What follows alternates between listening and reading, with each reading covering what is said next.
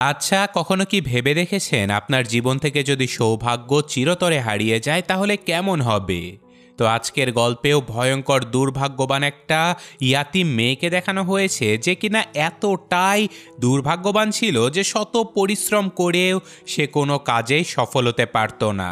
আর বেচারির বাবা মা কেউ বেঁচে ছিল না বলে তার জীবনটা কতটা কষ্টদায়ক হয়েছিল সেটাই দেখানো হয়েছে আজকের এই গল্পে। তো চলুন বেশি কথা না বাড়িয়ে সরাসরি গল্পে চলে যাওয়া যাক।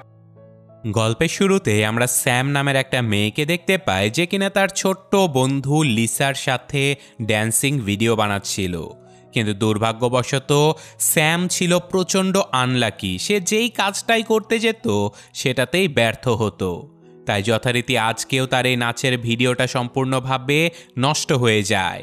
আর এটা দেখে ছোট্ট মেয়ে লিসা স্যামকে নিয়ে তার নিজের গুড লাকের খেলনাগুলো দেখাতে থাকে, কারণ লিসা মনে প্রাণে বিশ্বাস করত যে এই ছোট্ট খেলনাগুলো সৌভাগ্যের প্রতীক।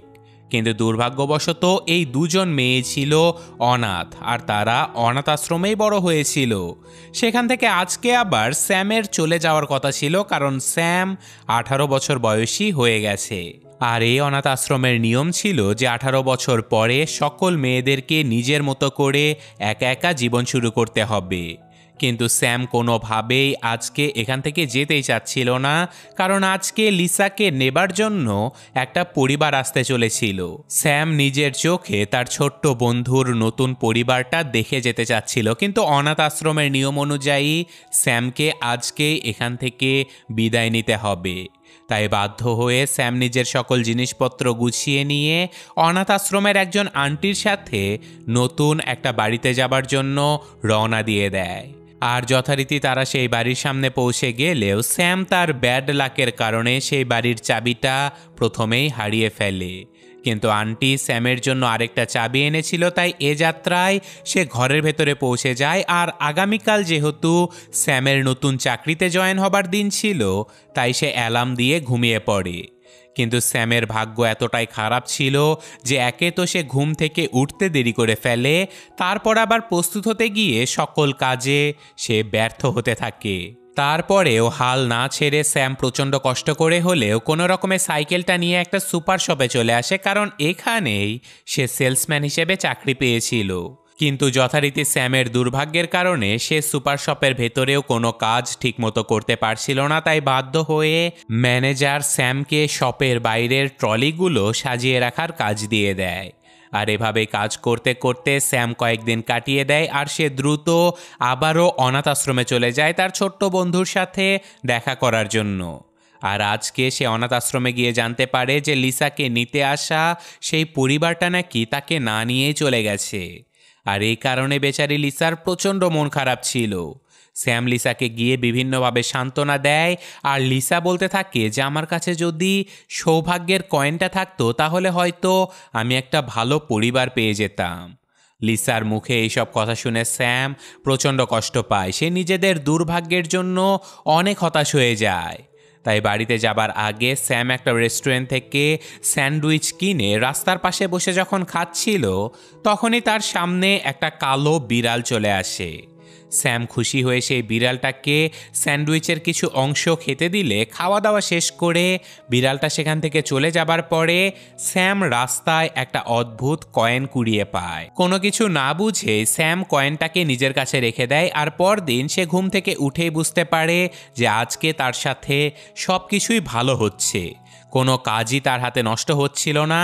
তাই স্যাম অবাক হয়ে সেই কয়েনটা নিয়ে এক্সপেরিমেন্ট করতে বসে পড়ে। আর কিছুক্ষণের মধ্যেই সে বুঝতে পারে যে এই কয়েনটা যতক্ষণ তার সাথে আছে ততক্ষণ তার সাথে কোনো খারাপ ঘটনাই ঘটছিল না। এটা দেখে স্যাম বুঝতে পারে যে এটাই হয়তো লিসার বলা সেই গুড লাক কয়েন।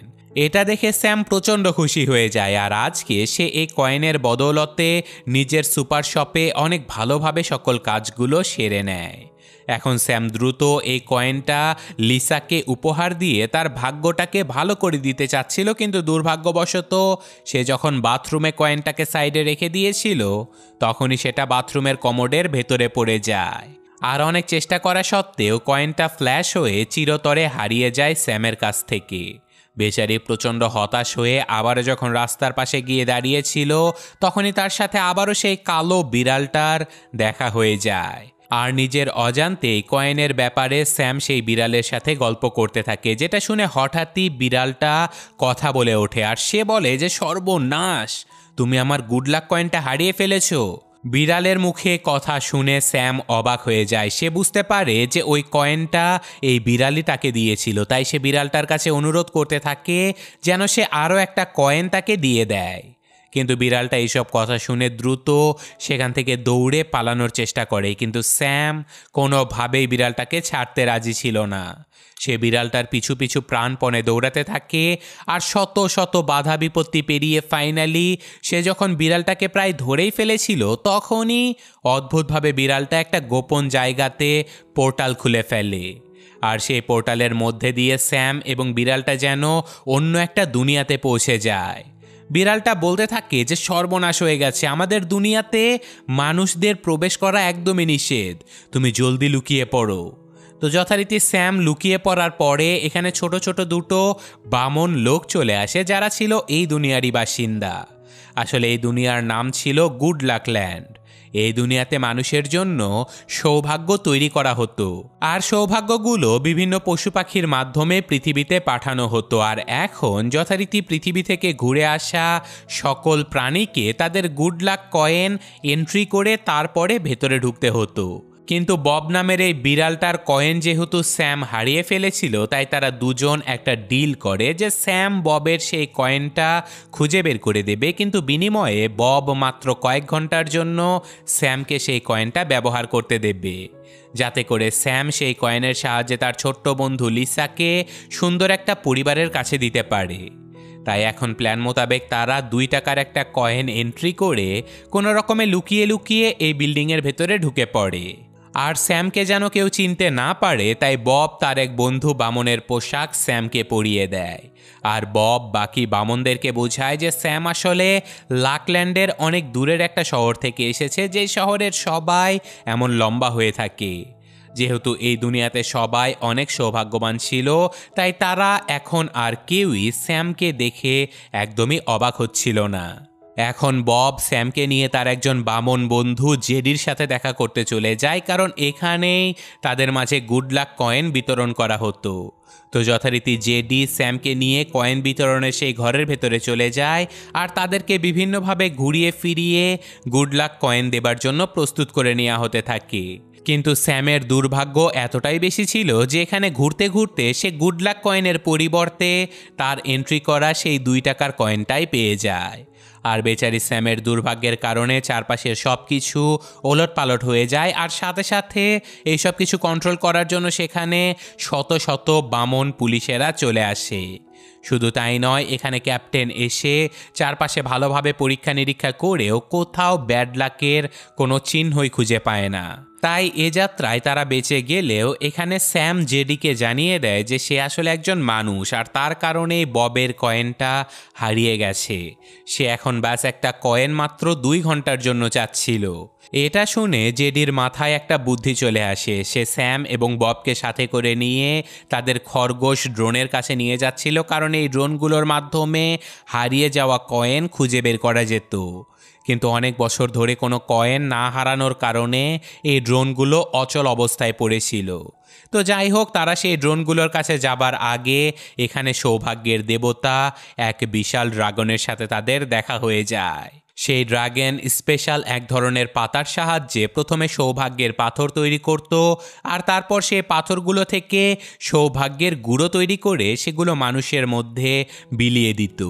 তো যাই হোক, এই সব কিছু দেখা শেষ করে ফাইনালি তারা সেই খরগোশদের অফিসে চলে যায়, এবং সেখানে বব এবং স্যাম কোনো রকমে খরগোশগুলোর মনোযোগ বিচ্ছিন্ন করে ফেলে, এবং জেডির সাহায্যে তারা একটা ড্রোন পৃথিবীতে পাঠিয়ে দেয় কয়েনটাকে খুঁজে আনার জন্য।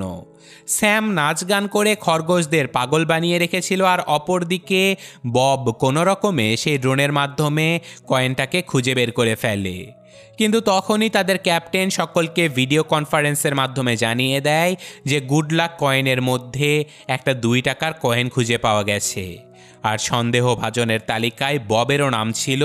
আর যদি কোনোভাবে প্রমাণ হয় যে বব সেই 2 টাকার কয়েন দিয়েছে, তাহলে তাকে ব্যাড লাক ল্যান্ডে পাঠিয়ে দেয়া হবে। তো যাই হোক, এদিকে ততক্ষণে ড্রোনটা টয়লেটের ভেতর থেকে সেই কয়েনটা খুঁজে বের করে এনেছিল। আর ড্রোনটা যেহেতু নোংরা হয়েছিল, তাই সাথে সাথে একটা ক্লিনার সেটাকে কয়েন সহ নিজের ভেতরে টেনে নেয়। তারা আবারও কয়েনটা হারিয়ে ফেলে, কিন্তু বব দ্রুত লিফটের মাধ্যমে মাঝামাঝি থাকা একটা ফ্লোরে যাবার চেষ্টা করে, কারণ ক্লিনিং ডিপার্টমেন্ট সেখানেই অবস্থিত ছিল। কিন্তু এখানেও দুর্ভাগ্যবশত স্যাম একদম গ্রাউন্ড ফ্লোরের বাটন চেপে দেয়, যার ফলে তারা সোজা পৌঁছে যায় ব্যাড লাক ল্যান্ডে। আর আনলাকি হবার কারণে স্যাম সেই ব্যাড লাক ল্যান্ডে আটকা পড়ে যায়, আর বব যথারীতি মাঝের ফ্লোরে চলে যায়। তবে যাবার আগে বব স্যামকে জানিয়ে দেয় যে কিভাবে মাঝের ফ্লোরে যেতে হবে। তাই স্যাম ববের কথা মতো এই দুর্ভাগ্যের নগরী থেকে অনেক কষ্টে ফাইনালি সেই মাঝের ফ্লোরে তথা ববের কাছে পৌঁছে যায়। আর এই মাঝখানের ফ্লোরে অদ্ভুত রকমের শত শত পাইপলাইন তৈরি করে রাখা হয়েছিল, যার মাধ্যমে সৌভাগ্য এবং দুর্ভাগ্য মানুষের দুনিয়াতে পাঠানো হতো। আর এখানে সৌভাগ্য এবং দুর্ভাগ্য মিক্সিং করার কাজে নিয়োজিত ছিল ইউনিকর্নের মতো একটা জন্তু। তার সাথে স্যামের দেখা হয়ে যায় এবং এই ইউনিকর্ন আবার সৌভাগ্যের দেবতা সেই ড্রাগনকে অনেক ভালোবাসত। কিন্তু ড্রাগন যেহেতু একদমই দুর্ভাগ্যকে সহ্য করতে পারত না, তাই বেচারা ইউনিকর্ন কখনোই তার সামনে যেতেই পারেনি। তো এখন স্যাম সেই ইউনিকর্নকে সেই খরগোশ ড্রোনের ব্যাপারে সব কিছু বলে দেয়, আর সেই ইউনিকর্ন বেশ হাসি মুখে ড্রোনটা স্যামকে ফিরিয়ে দেয়। কিন্তু ইউনিকর্ন তাদেরকে এটাও বলে দেয় যে ড্রোনের সাথে একটা গুড লাক কয়েনও এসেছিল, কিন্তু কয়েনটা অনেক নোংরা হয়ে গিয়েছিল বলে আমি সেটাকে পরিষ্কার করার জন্য ডিপোতে পাঠিয়ে দিয়েছি। বেচারি স্যাম আবারও সেই কয়েনটা পেতে পেতে হারিয়ে ফেলে।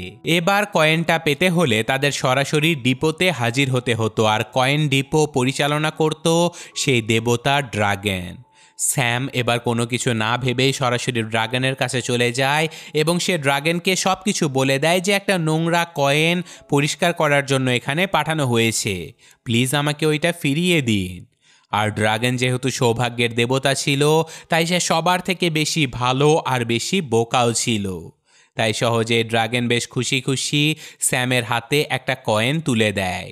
আর স্যাম যখন প্রচণ্ড খুশি হয়ে ভাবছিল যে এখন সে এই কয়েনের মাধ্যমে তার প্রিয় বন্ধুকে একটা সুন্দর পরিবার খুঁজে দেবে, তখনই সে দেখতে পায় ববকে পুলিশেরা ধরে নিয়ে যাচ্ছে, কারণ ক্যাপ্টেন ততক্ষণে প্রমাণ পেয়ে গিয়েছিল যে ববই ছিল সেই বিড়াল যে কিনা এন্ট্রি গেটে 2 টাকার কয়েন দিয়েছিল।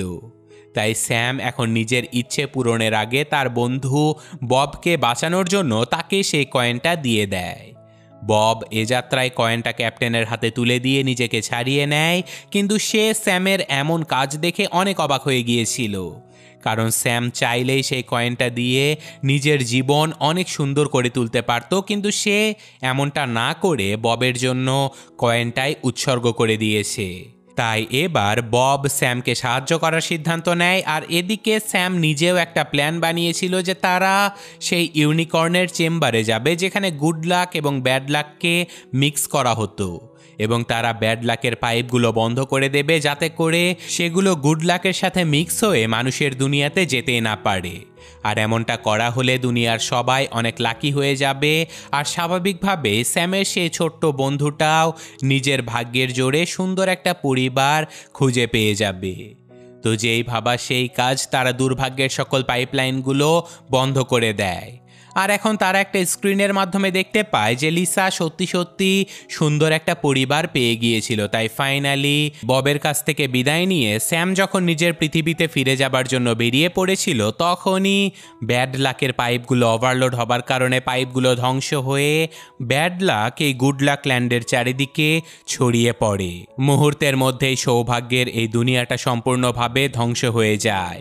এই দুনিয়াতে থাকা সকল গুড লাক কয়েনগুলো ব্যাড লাকের সংস্পর্শে আসার কারণে অকেজো হয়ে পড়ে, আর তারা শত চেষ্টা করেও এই দুনিয়াটাকে বাঁচাতেই পারে না। আর এই সব কিছু দেখে হতাশ হয়ে স্যাম বিড়ালটাকে বলতে থাকে যে দেখেছো আমার দুর্ভাগ্য কতটা ভয়ঙ্কর যে তোমাদের দুনিয়াটায় চিরতরে ধ্বংস করে দিয়েছে।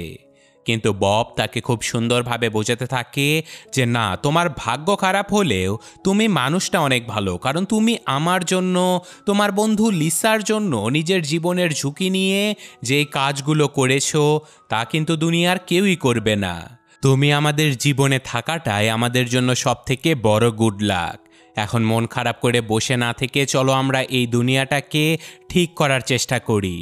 তাই এখন তারা দুজন বেরিয়ে পড়ে এই ধ্বংসপ্রাপ্ত দুনিয়াতে সামান্য একটু গুড লাক খোঁজার জন্য, কারণ সামান্য একটু গুড লাক পাওয়া গেলেও ড্রাগন সেটার মাধ্যমে একটা পাথর তৈরি করে আবারও সেই মিক্সার মেশিনটা চালু করে ফেলতে পারবে। তাই তারা খুঁজতে খুঁজতে আন্ডারগ্রাউন্ড ব্যাড লাক ল্যান্ডে চলে যায় এবং সেখানে ববের কয়েকজন মনস্টার বন্ধুদের কাছে সামান্য একটু গুড লাকের ধুলা অবশিষ্ট ছিল, যার মাধ্যমে তারা সামান্য সময়ের জন্য সৌভাগ্যবান হবার অনুভূতি পেত। কিন্তু বব তাদের কাছে সাহায্য চাইবা মাত্র তারা সেই গুড লাকগুলো তাদের হাতে তুলে দেয়। আর ফাইনালি স্যাম সেই গুড লাক এবং ব্যাড লাক দুটো নিয়েই হাজির হয়ে যায় ড্রাগন দেবতার কাছে। কিন্তু এবার ড্রাগন নিজের পাওয়ার দিয়ে গুড লাকের 2টা পাথর তৈরি করে ফেলে, কারণ তিনি এবার ব্যাড লাককে দুনিয়া থেকে চিরদিনের মতো ধ্বংস করে দিতে চাচ্ছিল, যাতে করে ব্যাড লাকের কারণে তাদের আর কখনোই কোনো ক্ষতি না হয়। এটা দেখে উপস্থিত সবাই অবাক হয়ে যায়, কারণ এমনটা করা হলে দুনিয়ার ভারসাম্যই নষ্ট হয়ে যাবে। কিন্তু দেবতা কোনো কথা না শুনেই গুড লাক দিয়ে সেই মিক্সার চালু করতে গেলে আবারও নিজের জীবনের ঝুঁকি নিয়ে স্যাম ড্রাগনের কাছে গিয়ে তাকে বারবার বুঝাতে থাকে যে খবরদার, আপনি এমনটা করবেন না। ব্যাড লাক যতটাই খারাপ হোক না কেন, তারাই কিন্তু আপনাদের এই দুনিয়াটা পুনরায় নির্মাণ করার জন্য গুড লাক দিয়ে সাহায্য করেছে, এমনকি তারা এখনও সাহায্য করেই যাচ্ছে। শুধু তাই নয়, ইউনিকর্ন আপনাকে এতটা ভালোবাসে, কিন্তু শুধু শুধু আপনি ব্যাড লাককে পছন্দ করেন না বলে ও আপনার সামনে আসতেও পারে না।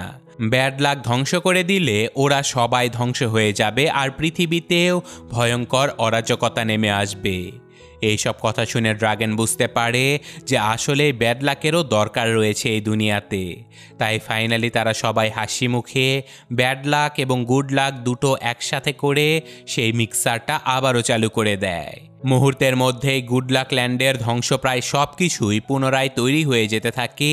আর সব কিছু আবারও সুন্দরভাবে তৈরি হয়ে গেলে এই প্রথমবার ড্রাগন ব্যাড লাক ল্যান্ডে গিয়েছিল সবার সাথে পার্টি করার জন্য।